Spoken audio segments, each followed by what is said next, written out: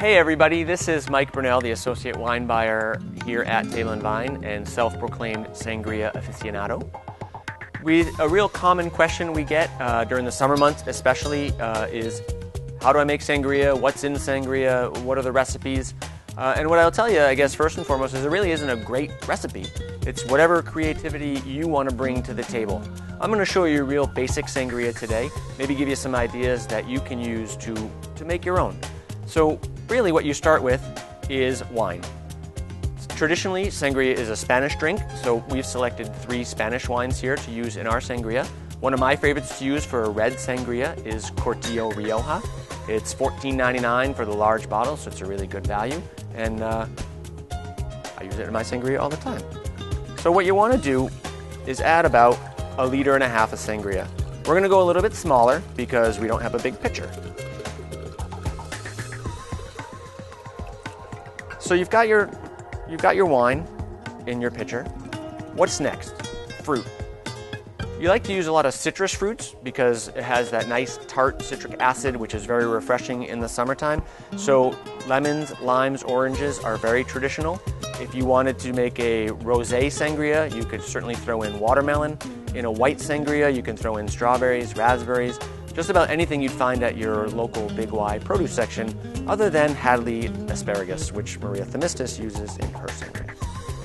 So we're going to throw in some oranges, randomly cut up, some limes, some lemons, nothing too fancy. What you might want to do is leave a little bit of, your half a piece of fruit, squeeze it in there just to get a little bit more juice. So you're about halfway done already. The other thing you're going to use is liquor. Brandy is the traditional use liquor in sangria. You're going to put in about a cup or so for every 750 milliliters of wine. I'm personally not a brandy drinker, so I don't have brandy at home. I substitute white rum simply because it kind of gets the same job done, and I can also use the rum later for rum and cokes or mojitos or something along those lines. You want to give your sangria a little splash of zest. That's where the seltzer water comes in. The carbonation on this is just going to kind of give the sangria a little bit of lift, a little bit of fizz, as you can see there. And I use about 1 liter of seltzer water for every 1.5 liters of wine. The last aspect of sangria, before it's all done and you're ready to drink, is sweetener. Most people like their sangria on the sweeter side. Most recipes call for dumping in a bunch of sugar.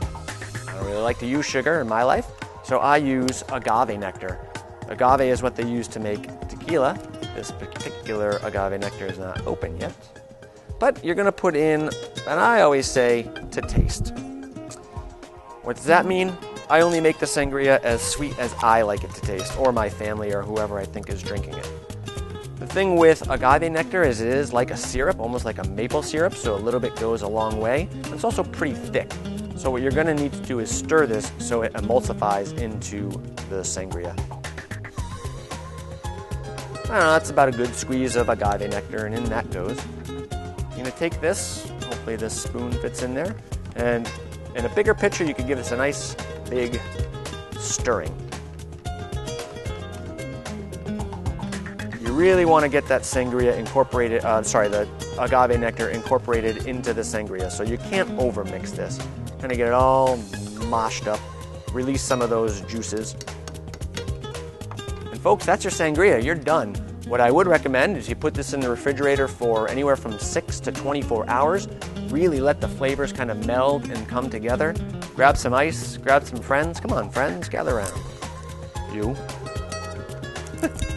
Get some cups that aren't stuck together. And of course, you're going to some fruit there, Maria.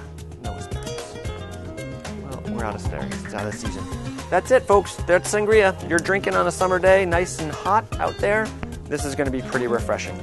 Get some fruit in there, Steve. Thank you.